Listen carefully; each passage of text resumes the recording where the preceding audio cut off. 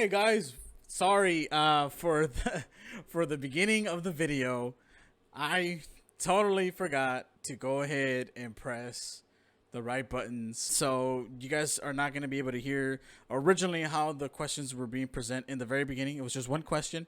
So today on episode 16, we have two wonderful speech therapists that are coming from Ageless Living Home Health. The first question was, do you need a doctor's referral to start seeing a speech therapist? So I'm going to have to answer for them. And they said you don't have to need a referral, but yes, sometimes when you go and without a referral, they go ahead and go through the process of what exactly the steps are. As in, like, if you have insurance, and then they go ahead and evaluate your child. They go ahead and send it over to the insurance, so the insurance knows exactly how much it is or how many days and whatnot. So basically, to summarize their answer, you really don't need one, but if you have one, great. So that was question number one. Let's go back into the main video. He signs off on it. It goes back to the insurance, and then that's when hopefully they give us the approval to start the therapy sessions. Okay. Well, just a little bit of a question for you guys here. How long have you all been doing therapy, just in general, whether it's for this company or another company, just in general? How long have you all been doing it?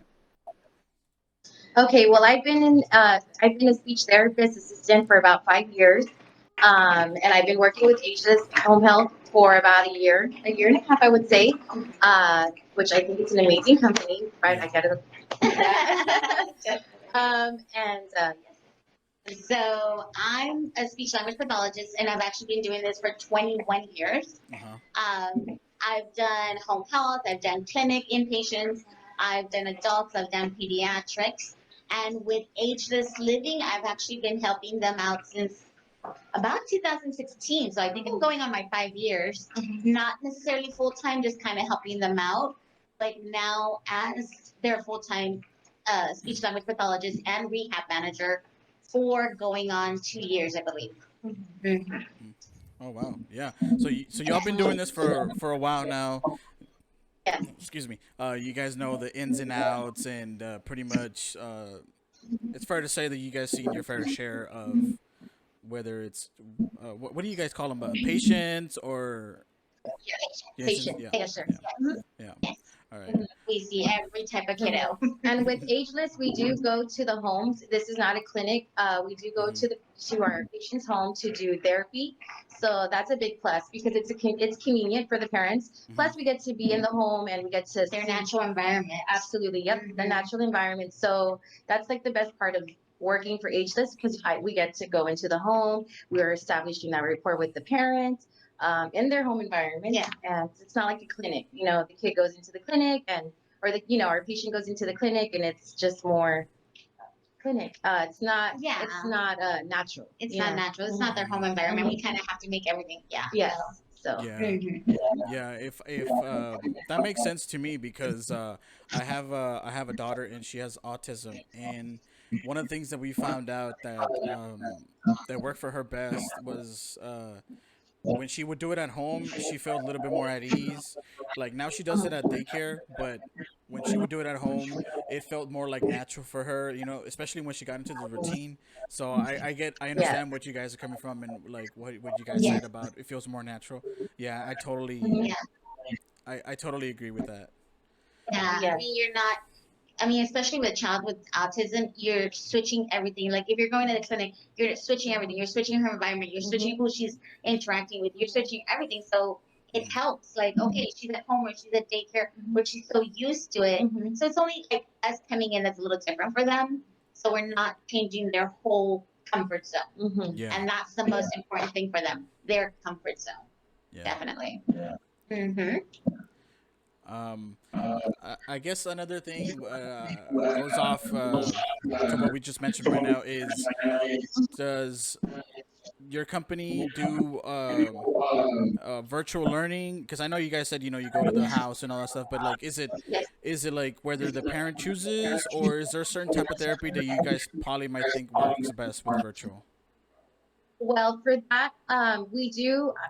well, since COVID happened, Yeah. this is something that we've been able to offer our patients and our parents. So yes, we do our services through teletherapy, Hmm. depending also on the child. I mean, if we need Yeah. to go into the home, and if we also have to consider the disorder, Yeah. and also if they're able to attend to the video.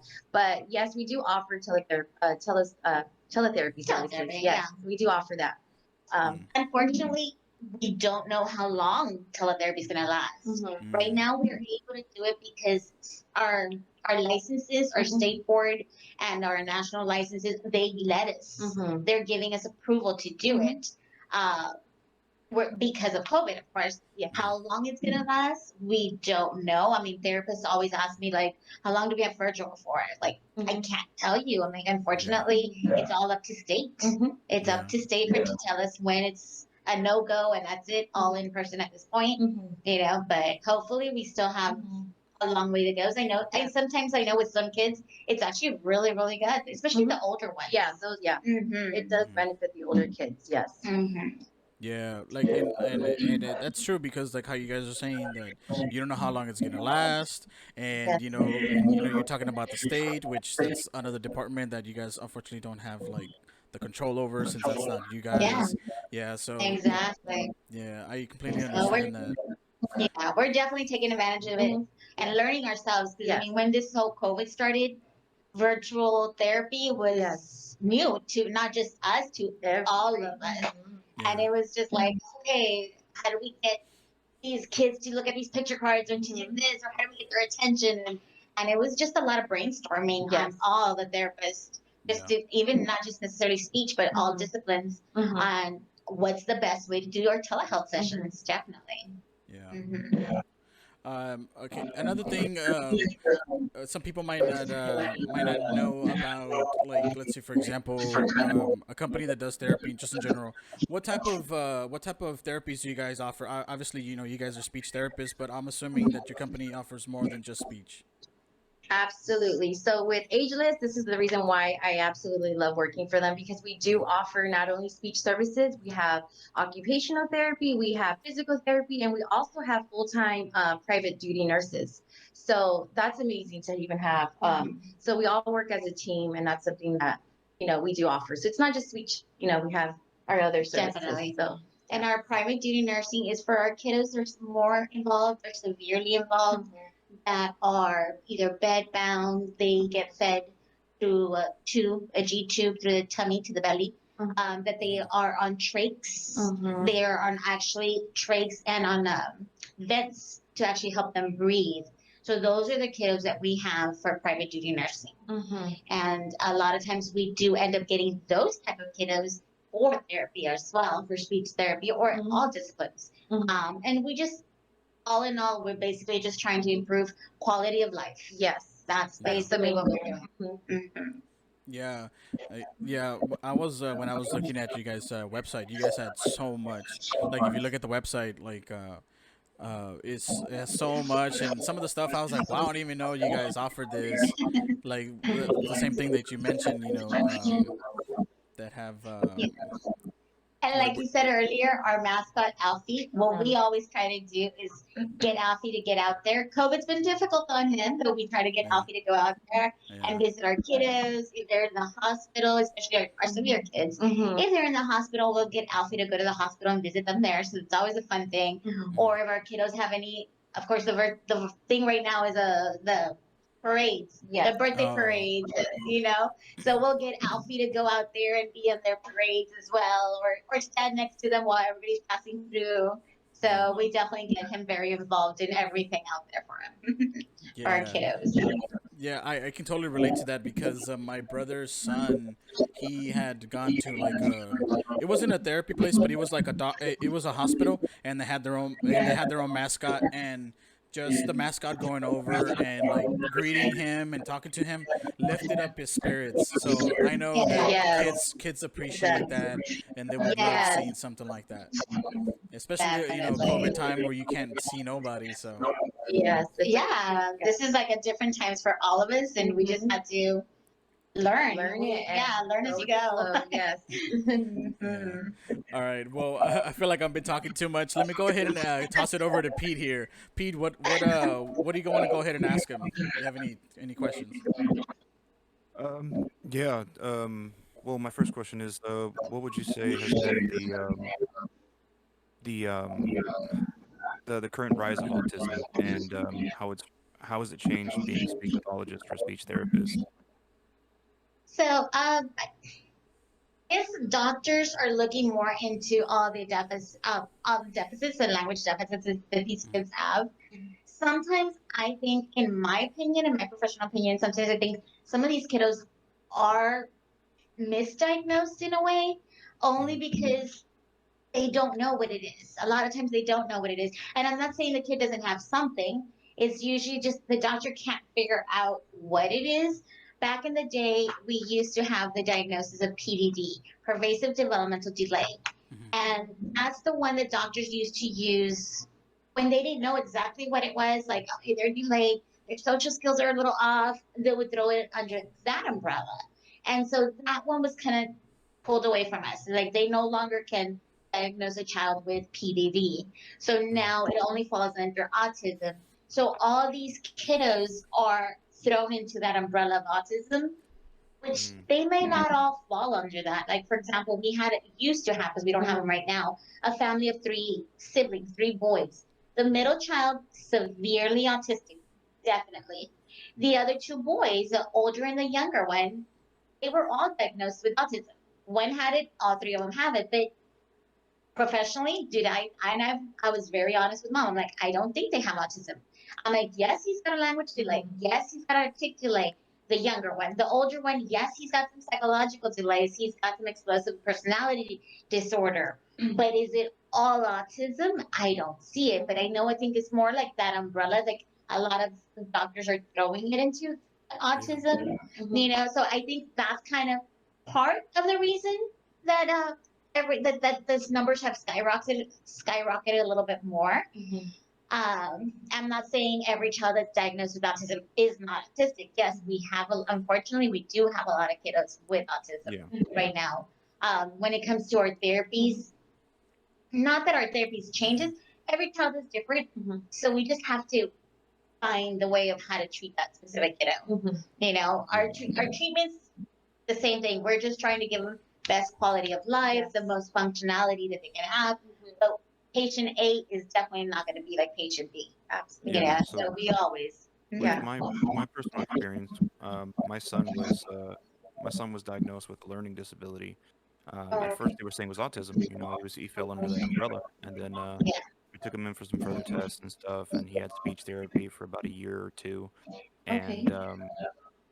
and come to find out that it literally changed from, hey, he has autism, to, I think it was right around first grade or right before first grade, saying, well, he's on the spectrum, but he doesn't have autism. And then Yeah. it turned into, oh, he has the lowest grade. And it's like, I didn't know there was grades to this. Um, and then they said, well, he doesn't have autism. And it's like, oh, okay. Yeah, It was exactly. very confusing. Yes. We knew for sure he needed speech therapy. We knew for sure because he wasn't speaking very well. He wasn't Hmm. alliterative. He wanted and what he wanted to do. He would just point at things and grunt. Yes, Um, definitely. so we knew he needed speech therapy. We didn't Yes. think he had autism because my baby mama, she has cousins who have autism, Hmm. and it was like night and day. We knew that it wasn't autism, but we had to go by the doctor's word and stuff. Of course, Exactly. we had to get it further tested and stuff. But we're glad Exactly. we did that. It opened me up Hmm. into speech therapy and stuff like that, and it really helped a lot. Um, Definitely. so I have a question. It affected us a little bit here in Dallas. I know you guys are. What are they from? South Texas, right? Yeah. Yeah. Yeah. From Okay. Michelle. So it affected us here in Dallas. Does a child being bilingual affect him or her in any way? Because here there were limited options on bilingual therapists. It was mostly just all English. Is it different down there? Well, it can be affected, I would say, being bilingual when a child is When they're younger, not necessarily, because yes, they're home based. Like we treat, where it's all Spanish speaking in the home, and then they go to school or they're young, so we do target with their language. I mean, I implement the goals in their language, but it doesn't really affect the I would say the younger children. But as they get into high school, yes, that's when they do get affected because of the fact that they're Spanish speaking, their levels of vocabulary, it's not as, how can I say it? It doesn't, it's not as higher level, yes. Like for instance, like they can be teaching certain specific vocabulary words, and that child in high school or that student in high school wouldn't understand. So yes, it does affect it because it's Spanish and then it's English, and so so yeah, it can affect it, but it depends on the age group of of the child. And Okay. I've had parents ask me that, it's like, oh, is it good? I'm like, he's got a delay or she's got a delay. Mhm. I was like, and I'm using bilingual, like I'm being bilingual with him. I was like, and I am like, yes, I get it. And sometimes starting off a child bilingual, it does cause a slight delay in language, but it's better to do it early on. Absolutely. If we don't start that bilingualism when they're itty bitty, you're gonna get just like my nephews that are in 2021. Their Spanish is horrible, and they don't get to talk to grandpa because grandpa's only Spanish speaking. So I'm always 100% with parents like, no, you need to do bilingualism early on. You need to teach both English and Spanish to these children, or else it's too difficult to learn it at an older age. It is definitely too difficult. When it comes to therapists, pretty much here in the area, I mean, we're all pretty much bilingual. I guess I have hired therapists that are only English speaking, but when it comes to that, it's mainly my physical therapists, which they're pretty good and like, oh, I use Google Translate, no worries. I'm like, okay, and I always tell them, I'm like, I'm available. You need me to translate to your session. I'm available. I'll get on the phone with you guys and help you out as well. But they're pretty good at getting I guess in contact with the parent and letting them know exactly what they want. Again, it's physical therapy, so it's a lot of physical, a lot of motion, running and jumping, and this it's easier. I think I would be very hesitant to hire just an English speaking speech therapist. That's where I would be kind of hesitant, especially in this area. Because all the kids our kids are Spanish speaking or Spanish English speaking. So I would be hesitant to hire just an English speaking therapist, speech therapist in our I mean, area. I can personally attest to the fact that I was taught English first, and primarily my grandparents wanted me to learn English first. So that caused a really big problem when I got older. I always had a communication problem with my grandfather. He spoke nothing but Spanish, but thing about it was I understood everything he said, but I Yes. couldn't speak it back. Yes. So it was very limited until I got into high school, and I started dating my baby mama, and I met her in for some reason I got thrown in Spanish 5, which is stupid, even though Oh my I god. can't read it or write it. So I got thrown in Spanish 5, and that's where I met my baby mama. And so her parents are from the motherland, so they speak like that hard Spanish from like Mexican radio Spanish, and Uh-huh. kind of super fast and sounds like Dracula, I was gonna like that say one. 100 miles an So hour. like I had to learn Spanish quick because I couldn't communicate with them, especially with a baby on the way. So like I had to like what I did was like I would listen to like um Spanish radio, and then I would watch all the shows in Spanish, and then I would talk to my baby mama at the same time in Spanish. So I was having to learn it at like 17 years old, trying to like adapt to having to speak Spanish. It's Exactly. better now. It's far better now. I mean, when Jaime first met me, I freaking sucked at Spanish, but like now Oh yeah. I can actually get through a conversation. But I can honestly see why you're saying that bilingual should be taught early. Yeah. Early on. Absolutely, yes. It's a very big thing, especially with how many families, like especially my generation, and even the generation before, they wanted their kids to speak only English, and it was weird. I don't know why that happened, but it's I don't know. It's something that happened. Yeah. Well, Yeah. Yeah, me yeah. and Pete So have known each other. Real quick, real history. Me and Pete have known each other since sixth grade. So like when I met Oh him, wow. he knew very little Spanish, and as he got older, like how he said, he started learning more. So yeah, that was it. That was interesting, and I'm like, hey, good for you, because some people when they don't learn early, they kind of want like they want to give up, and they're like, you know what? No, what I know is what I know, and I'm not gonna try to go any further. But he actually tried to Yeah. go further, and he learned more.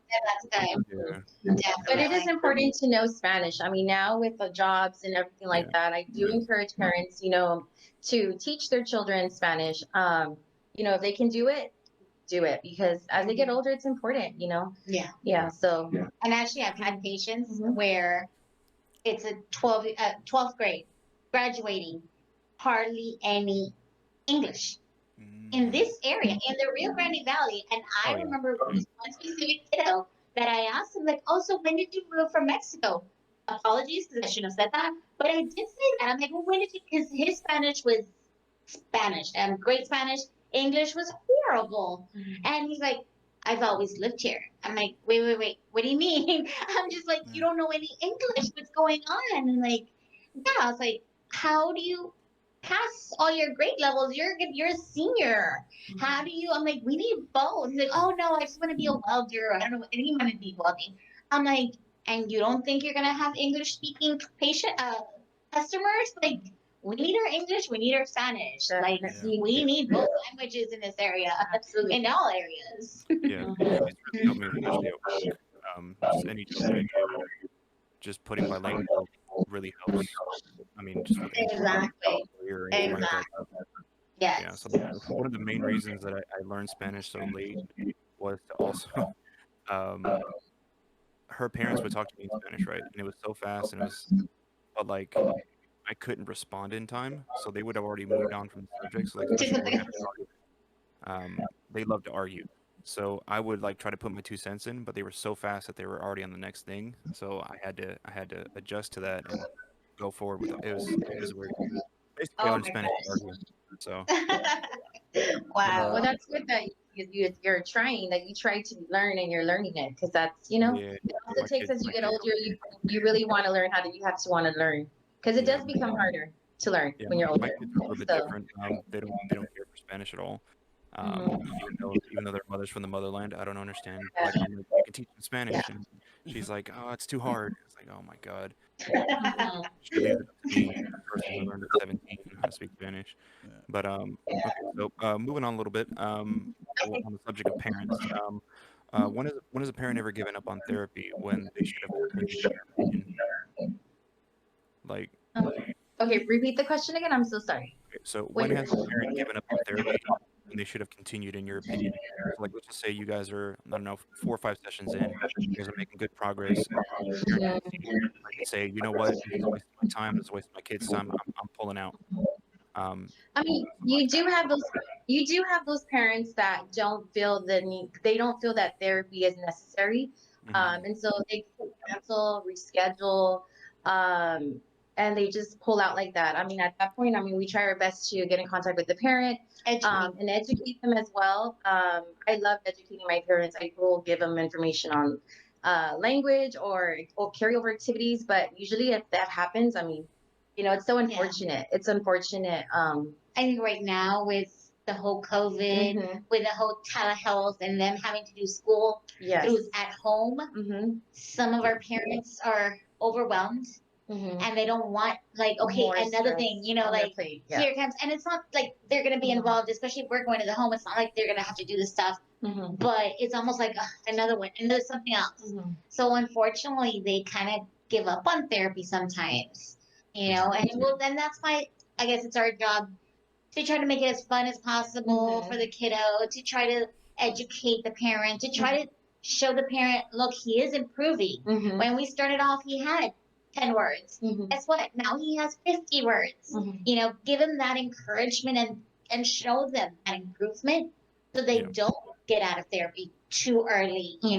Yes, some of our kiddos unfortunately are in therapy for a very long time, but then we do have some kiddos that just Mhm. need A a little little push. extra push Mhm. and they'll get there and they'll be discharged from therapy. Mhm. But Okay. unfortunately right now with the times, I think some of our parents are slightly overwhelmed with everything, Yes. with COVID and That's the school learning and everything. So do you guys have any personal experience with that? You guys, even pre-COVID, where you guys were working with a patient and then pulled out of a sudden, even though you guys were making great progress, even with that. Yes, Yes, we definitely. do.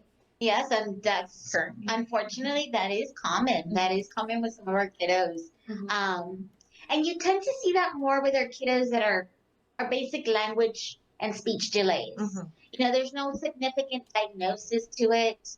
Um, yeah, there's no significant diagnosis. It's just they're slightly delayed in their language. They have a little bit of issues with some of their sounds, and those are the ones that you see a little bit more pulling off. Like, oh, you see those parents are like, they'll catch up on their own.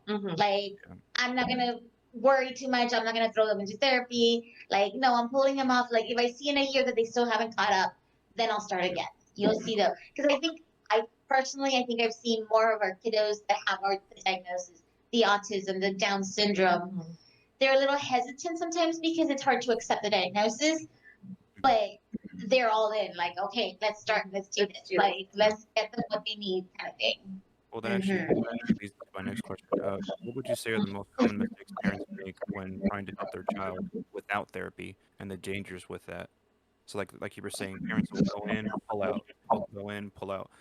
But in that situation as well, what are the dangers with that? But also when parents just try to do it themselves the entire way. Um, I guess in dealing with that, a lot of parents are parents. They want to do everything for their child. Yeah. They want to give their child everything, even if the child does not vocalize or say anything. They're just like kind of pointing, oh, this is what you wanted. Because parents know their kids, they know what they want. So almost trying to meet every need and every want ahead of time.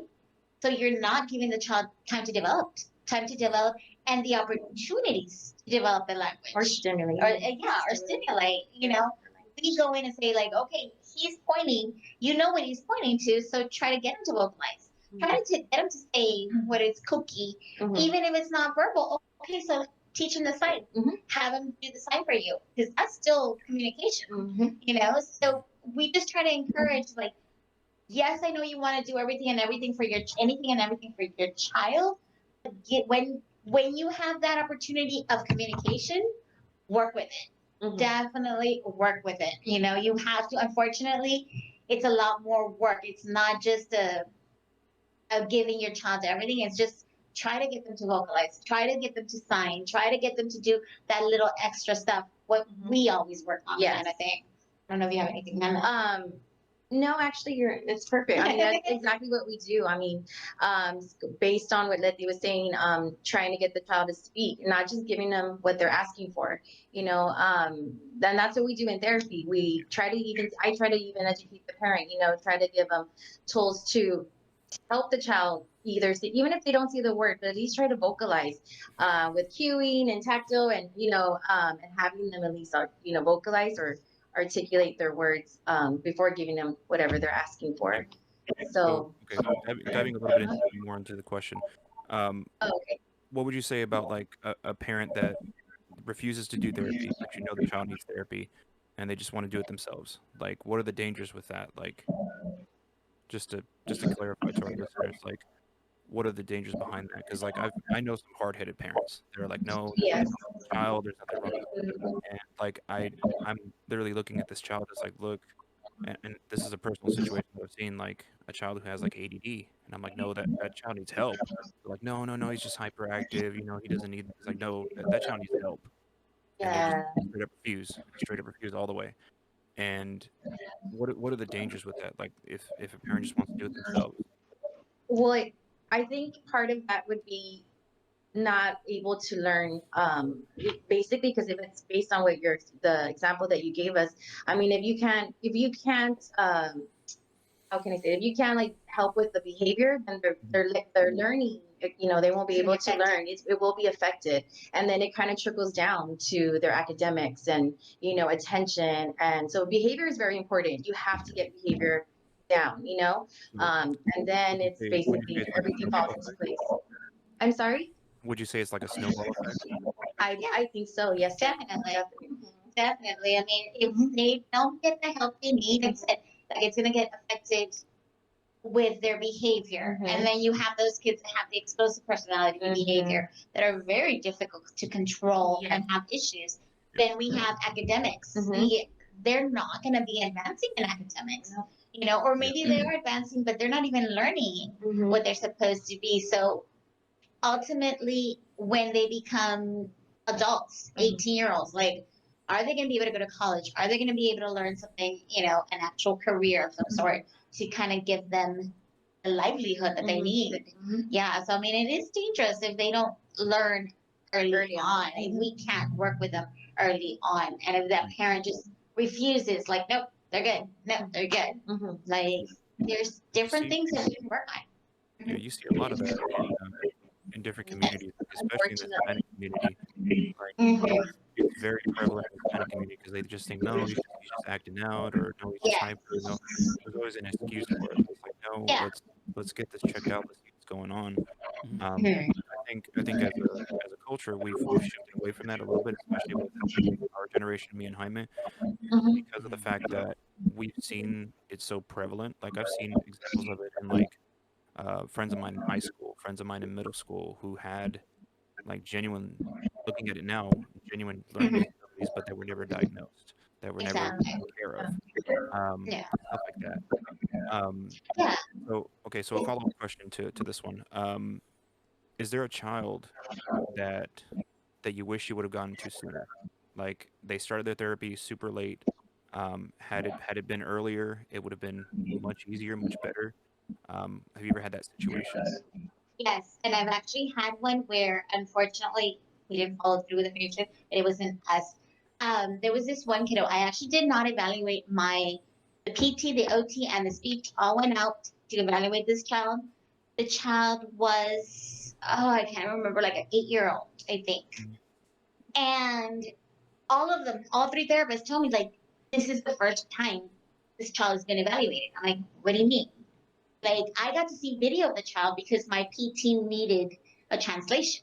Mhm. So I was on video with her to try to get the child to do something. And the child was severely delayed. Language wise, had a few words, Oh wow. just a few words, less than 20, I believe. Um, Child was not able to walk safely. She would fall a lot. She would trip a lot. She wasn't able to jump. Coordination for her or for occupational therapy very off, very delayed. So delayed severely across the board. Mhm. And so I just couldn't understand. Like the child's 8 years old. Like how? How is this the first time somebody's evaluating this child? How come the school never pushed on this? How come the doctor never pushed on this? I don't know too much of the background because I never was in the home and I really didn't speak to the mom personally. The Mhm. reason we actually never picked her up, we had so much trouble with the doctor's office signing off on our stuff. And it was so Mhm. delayed that the insurance kind of denied everything.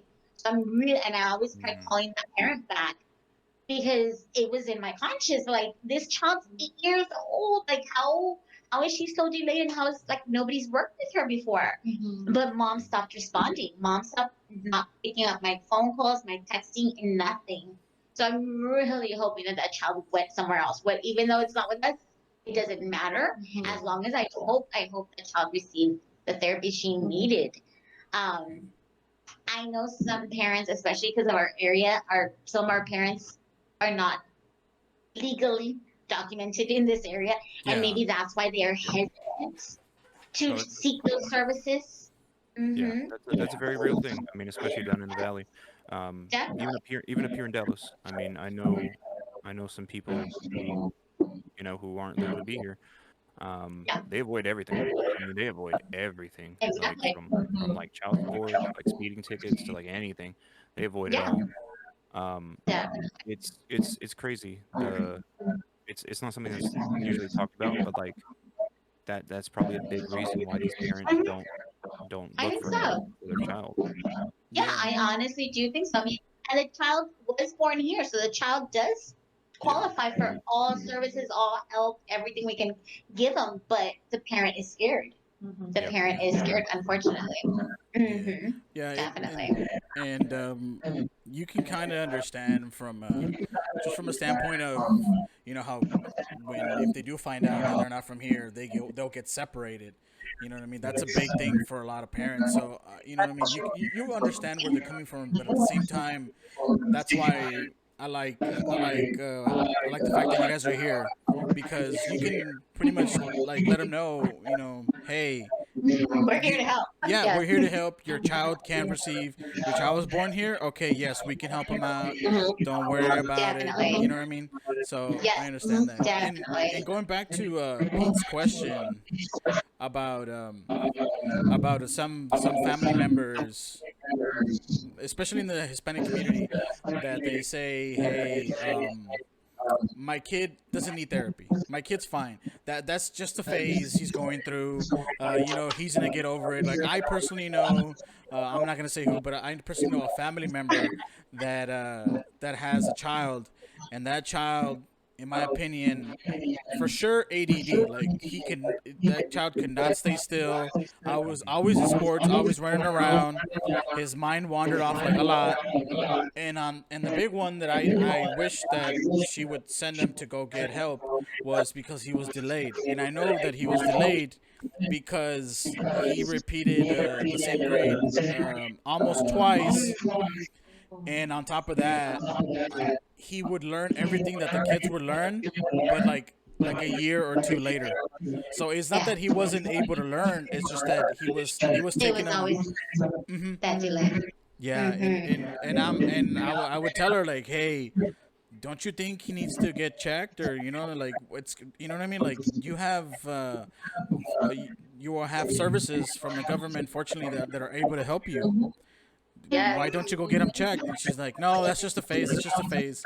And I don't know if it was like a more of a Mexican thing or more of I know some, not all parents, but some parents do it at kind of like a status where they're like, oh, look at their kid, he's doing therapy, like, oh, he must be like a lower level, you know what I mean? And I know Yeah, some they parents don't are, want the The diagnosis. yeah, the social exactly. Mm-hmm. stigma. Hmm. Yeah, Yeah, Yeah. and the I, social stigma behind it. yeah, so I don't know if it was either that or because she just thought it was a phase, but yeah, it was crazy seeing that now, especially now that I know more now since my daughter's doing therapy. She does all Mm-hmm. three. She does speech, occupational, and physical therapy.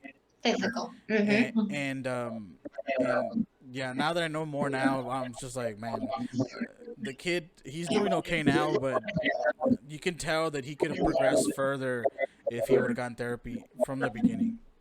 From the very beginning, definitely. Yeah. Definitely. I hate those Mm-hmm. situations too because like even if they end up okay, the parents can be like, see, they didn't need it. It's like, no, you just got lucky that that kid learned. Like that kid had a good teacher. Exactly. Had it not Yeah, been like for a good teacher or them actually opening up to learning, this would have never happened. Like, hmm I mean, it could have been avoided. They didn't have to repeat a grade level or do all this exactly. stuff. Like, I mean, the you know, services are there, definitely. I mean, take advantage of it. Like we yeah, said, like some parents do avoid that diagnosis in Mhm. a way. Yeah. Um, and you yeah, do see a lot of those parents like, oh no, they'll be fine. They'll catch up. They'll catch up. Hmm. Like, but if somebody can help, why not? Why not Why take not advantage us? of Or that? even in schools, there's tutoring, there's this, there's that. There's so much there to offer this kid. So why not? Let's yeah, give them that push, that help that they need. yeah. Definitely. So that Mhm. actually goes into the next question I was going to ask. If you could give any advice to parents who are thinking about their child having a possible disability but are afraid to either come to terms with it, um, or start the process because they don't want their child to be different, what advice would you give them? Take Ah, advantage of it yes. and start them off early. I mean, it's important to, especially if they're little, take advantage of it. I mean, that's why we're here. That's why we have, there's speech therapists, there's OT, there's physical, and a lot of times they have insurance, so it is free. And so just take advantage of it because you want to get the child to communicate. You want the child to be functional in their daily living, and where it can Hmm. also carry over in the school because academics is important. It Yeah. ties in all together. So yeah, that would be my advice. Take advantage of it. Do the screener. Get the services done. Hmm. Um, And you know, I so usually talk to, I get to do all the initial evals with my parents. mhm. So I've had them all where some of them are like, okay, yeah, born with this. this is the diagnosis, no problem. And then you have some that are like crying and just letting you know, like I just can't believe this is the diagnosis. And I try to support, to try to do as much support as I can, not just for the evaluation for the child, but for the parent. And ultimately, I always tell my parents, you are your child's voice. Your child is not gonna be able to decide in school what he or she needs. So you're your child's voice. When you go to school, when you start school, you are during those art meetings. You need to voice what you want for your child. I know it's difficult to get that diagnosis. I know it is. I know it is through the whole academic that label is going to be there. But that label is what's going to give you all the help that your child And the resources. and the resources The resources. inside of school, outside of school, every which way. I was like, and that's ultimately, we want your child to have the highest functional abilities. Be able to communicate, be able to do their activities of daily living by themselves, independently. So ultimately, I get it. It's difficult to get the diagnosis. It's difficult to get all of that, but it's what's gonna help. It's what's gonna help. And I've always, like I said, I tend to have a really good relationship with all my parents, and I've actually told my parents, I'm like, you have an art meeting coming up, and because a lot of our parents are quite shy, some, not all. Yeah. We have some very vocal parents. We really do. Yes, which I love. Yes. But Very we vocal. do have some quiet ones. They're just like, oh, okay. And I'm like, oh no. I'm like, you have an art meeting coming up. You tell me. Give me a few weeks' notice.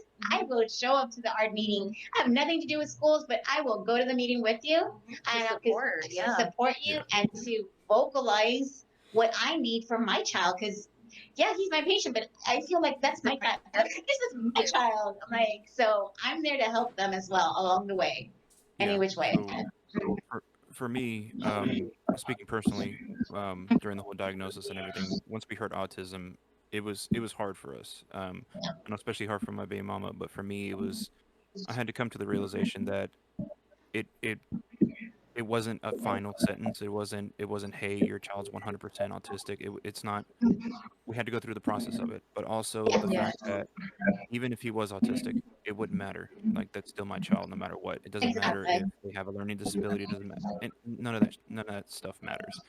So for me, it came to the realization because there's such a stigma behind um, a learning disability that people think like, oh my God, my child is going to be like stuck like this the rest of their life. But like, unfortunately, and I can tell you this personally because a friend of mine went through that where their child has a learning disability. They were comparing it to like a child with Down syndrome, and I had to tell them like, no, that's not how this works, dude. Like, your child is still normal, but they're just gonna have a harder time learning. You can't compare it to children with that harsh disability. Yes, with another syndrome. Yes. Yeah, Exactly. like I understand the fear behind it, but it's like you have to understand what your child is going through and how to help them. Don't just it's not a death sentence. It's not a life is over for Yeah. them. No, not at all. They're still going to keep learning, still going to keep developing, but in their own certain way. And I Yeah. had to learn that too. Like, thankfully, come to find out, my son didn't have autism, but either way, we were still taking the steps to make sure that our child had what he needed. So, I yeah. think like parents have to go through the steps in a way, almost like the grieving of getting the diagnosis, the different steps, Mhm. and at the end, almost like the acceptance, and Yeah. almost like, okay, now what do I do? How do I do it to help my kid now? Mhm. So they kind of go through all these steps as well, definitely. Yeah. Yeah, it's funny.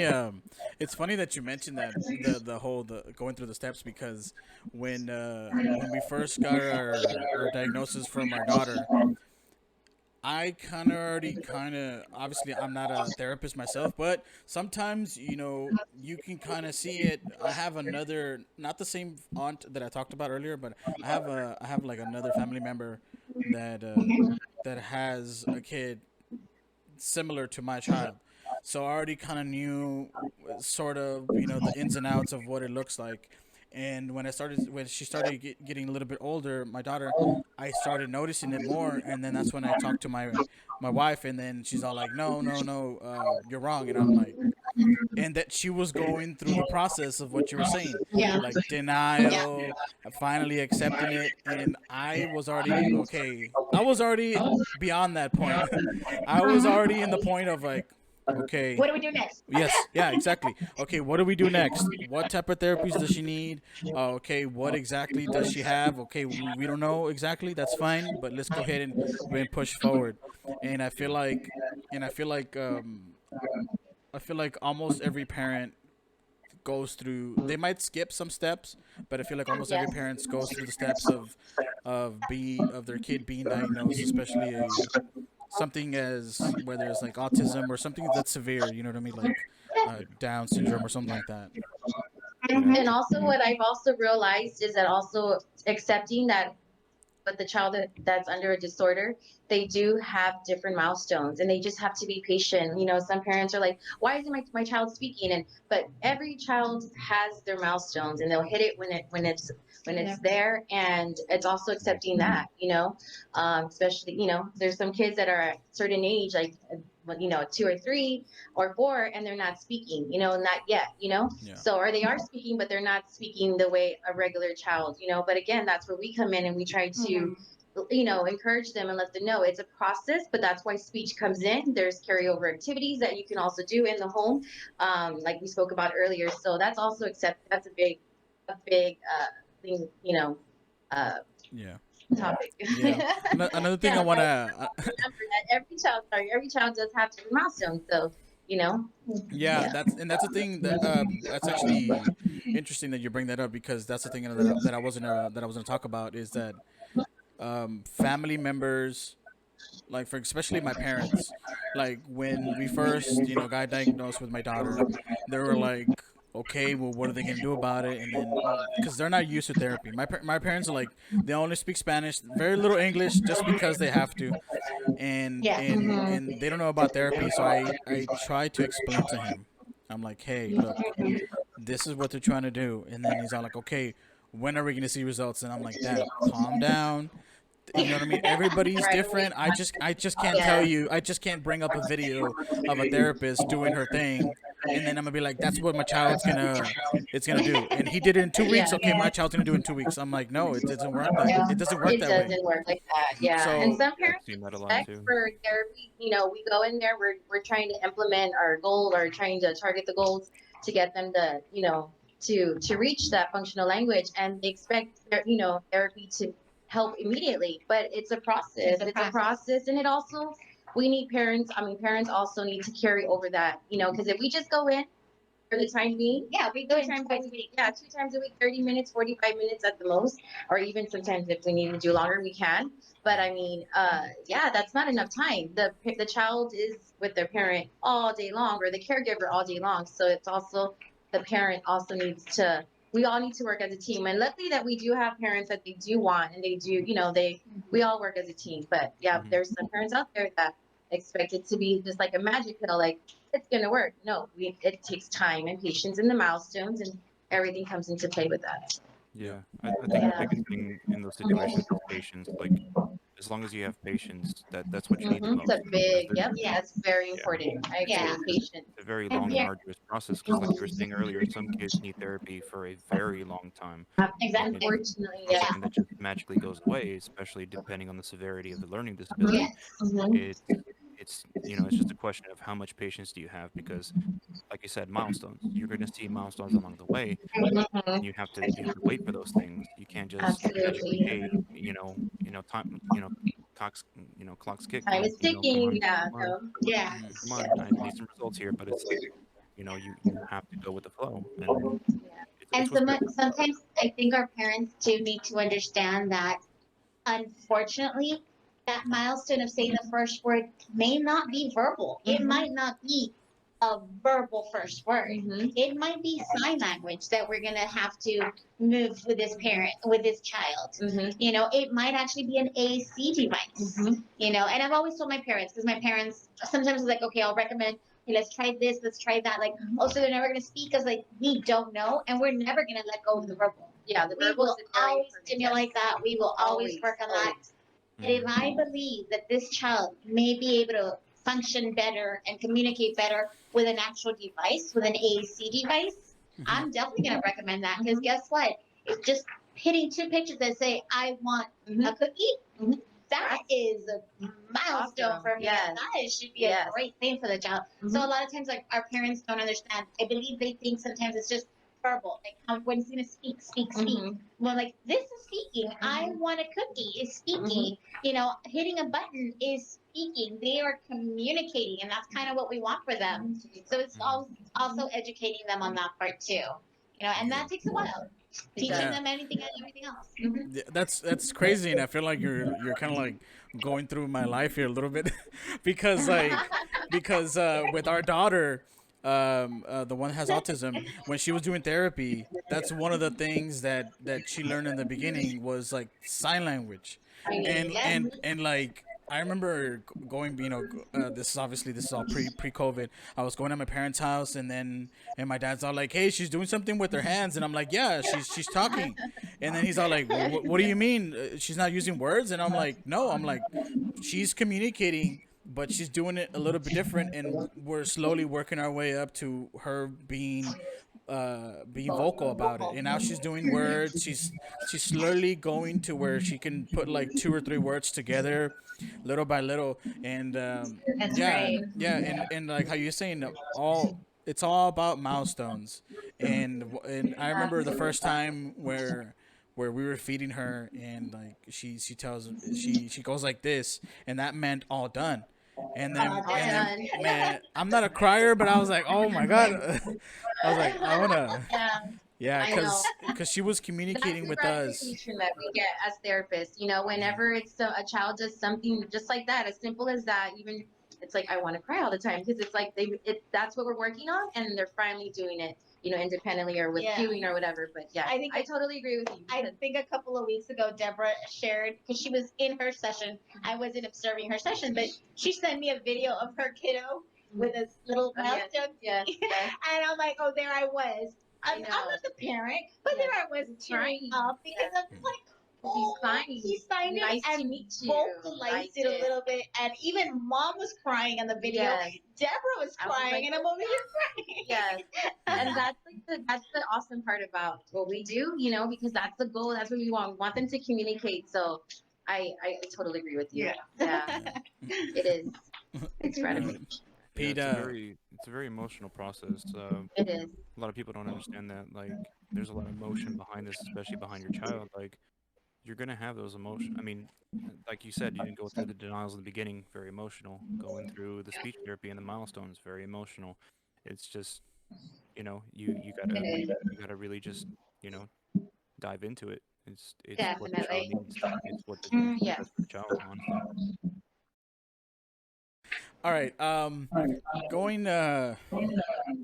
I guess going a little emotional here is what would you guys say would be the hardest case you've ever had? You know, emotionally, mentally, or sometimes mentally can turn into like physical just stress and all that stuff. How did you guys go through that, or what would you say was the hardest one? You wanna? Well, to be honest, like I don't feel that working with ageless, we do have a lot of patients that are uh how can I like the More involved. more involved. There you go. Oh, They're more involved. So like Medically involved. medically involved. So it's not so much emotional or anything. I would say emotional in terms of like what I mentioned earlier. I have a patient. We are working with the device to communicate. So she communicated that she wanted to go. She wanted to be moved over to the wheelchair, but independently. And I had been targeting, and She's been doing great with the device. And so when she did that, to me, that was emotional. Once again, me and the nurse were like, "Oh my God, she requested to be on the wheelchair." So it's more positive than anything negative. yeah. And it's more emotional, like when they do stuff like that. Signing, speaking. Y'all hear that? It's thunder. um, and so that for me, that's what it would be, more positive, emotional, situation. For me, I guess, since I'm the evaluator, No. sometimes you go into the home not knowing what to expect. Yeah. And so you go in, and again, because our company does do private duty nursing, we do have those kids that are severely involved. So a lot of times it's going up, showing up for the first time with no background information on your kiddo that you're going to evaluate, and almost like racking your brain, like, okay, how do I help this kid? How do I get?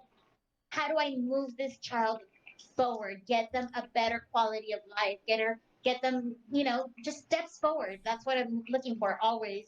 Um, and it's happened to me recently that I'm like, okay, somebody should have told me that I was walking in to this child that was like climbing on a 14-year-old climbing on a crib rails, coming out, taking shirt off, I was like, somebody could have warned me about this.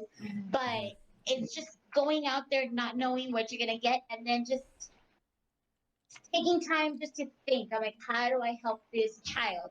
I'm like, ultimately with this child, I'm like, you know what? I'm like, she is nonverbal.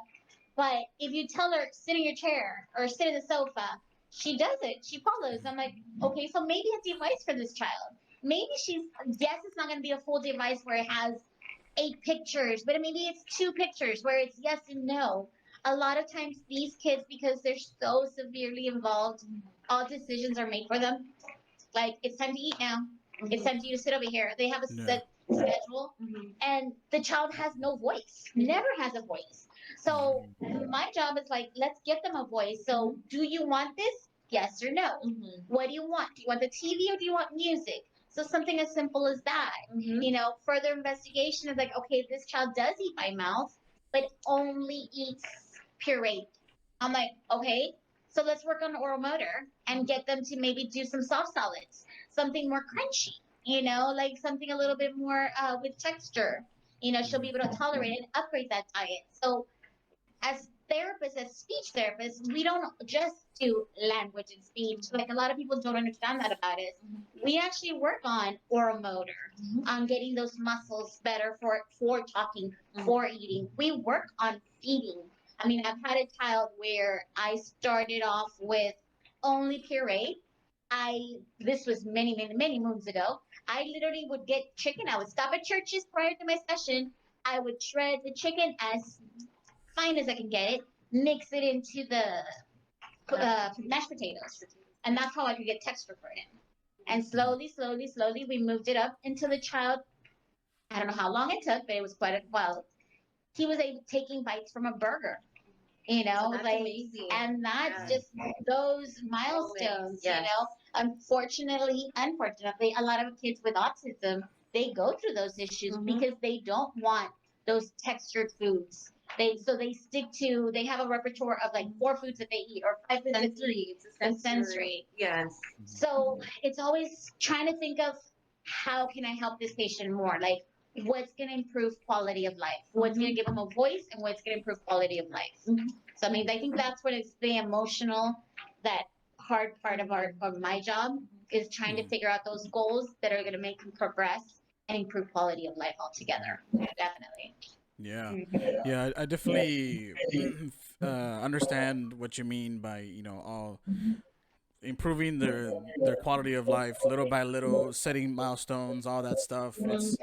It's it's been a great learning experience myself as well because my like I said, my child has 3 types of therapy, but some of the stuff that you mentioned I didn't know or I thought were not common for us, but you know what I mean. It's setting milestones, emotions, whether they're Everything. just from how I said my daughter just going like this or trying to help the patient and all that stuff. It's great, and I Yeah.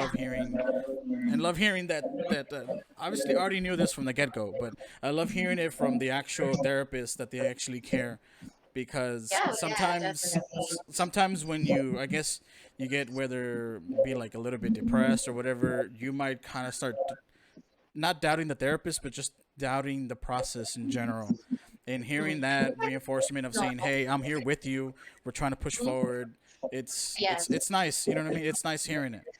So Definitely. yeah. Especially when I see the parents that are involved too with the session, I always like to give them praise too. Like, you're doing a good job. I see that they're using the techniques that I showed them or they see me doing. And I always like to compliment and motivate the parents because, sometimes they need that. I mean, they do, everybody needs motivation. So yeah, so Mhm. that's something that has Definitely. helped in my sessions and helped with the parenting. Yeah. Well, all right, ladies and gentlemen.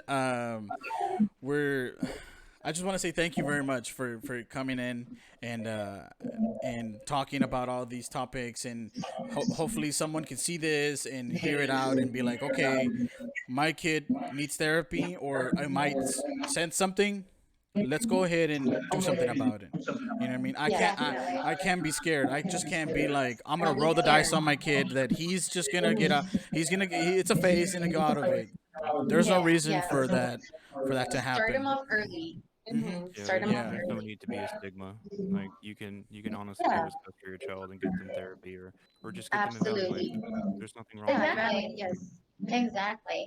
I mean, Yeah. every child we evaluate doesn't always come out to, yes, you need therapy. There are some evaluations that are like, oh no, your child's pretty good. There's at the level, but let's just keep an eye on him for the next about 6 months and go from there. You Hmm. know, every eval we do does not always say, yes, we need therapy. Yeah. You Yeah. know, it's not about the numbers, it's about what your child needs, basically. Yeah. Mm-hmm. Well, like I said, thank you so much for being here. You Thank you guys, for once having again, us. the Yes, thank you once for having again, us. if anybody's interested, they have locations in. From looking from the website, you have some in Houston, in Corpus, here in the Valley, San San Antonio, Antonio and Austin. Yeah, yes, your main corporation is in Dallas, right? yes, Yeah, we are in Dallas. yeah, Oh, yeah. good. Yeah, yeah. There you go, Pete. There you go. He's gonna be like, all right, I'm gonna do some research here. Look But us up on Just to Facebook as clarify. well. Yeah, just yeah, to clarify, Yes. it's Ageless Living Home Health. yeah. Ageless Living Home Health. Like I said earlier, home of the Alfie. Yeah, I like you guys' mascot. I really do. I like. I know. I guess because I like. I'm a little biased because I like green. So he's green and yellow. So yeah. Uh, yeah. What was I gonna say? Yeah. Well, yeah. Like once again, thank you guys for being here. Thank you guys for answering all the questions and going through the motions of some of the questions for me. I was maybe tearing up a little bit, but I was like, no, hold it in. Yeah. But yeah, once again, thank you guys for being here. Thank you. Everybody who's watching this, like, subscribe, share the video. Check them out. They're really good people, as you guys can see. They do care about therapies, and Oh, yeah. Definitely. any parent out there My who passion, our passion. yeah, any parent who's going out there that their kid's going to therapy, just understand that not every session is gonna go like from 0 to 100 right away. Sometimes it requires baby steps, sometimes it's leaps, but it's a progress. It's always pushing forward. So you guys gotta understand that, and I'm glad that you guys were able to talk about that as well. And you guys mentioned your Facebook. What's the Facebook thing like? What is it like? Facebook.com/, like. It's actually, yes. Yes, it is. Hold on. Oh, yeah, it's Ageless Living Mhm. Home Health. Let me make sure. Uh, yes, Ageless Living Home Health. Yeah, yeah. And you'll see our little mascot. Hmm. You'll see Yeah. him on there. But yes, Always. Yeah. always on there. Yeah. Yeah, I well, mean, once again, guys, check them out. They have facilities all over Rio Grande Valley, Houston, Austin, San Antonio. So definitely check them out. Yeah, And once even again, Dallas, guys.